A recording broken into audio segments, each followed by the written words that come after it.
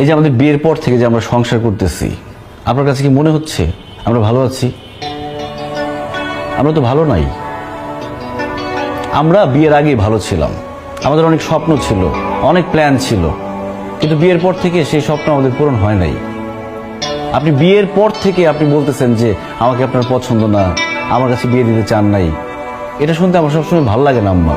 কিন্তু বিয়ের পরে স্বামী স্ত্রী যে একসাথে এক জায়গায় ঘুরতে যাবে, একটু কথা বলবে, সুখ দুঃখের কথা বলবে, সে উপায় তো নাই আপনার জন্য।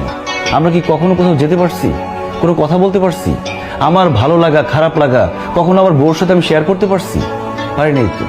কারণ সবকিছুর মধ্যে আপনি চলে আসেন, আপনি সিদ্ধান্ত দেন আমি কখন কি করব, কখন কি খাবো, কোথায় কি খরচ করব। নিজের মতো করে কখনোই চলতে পারি নাই। এইভাবে তো সংসার চলে না আম্মা।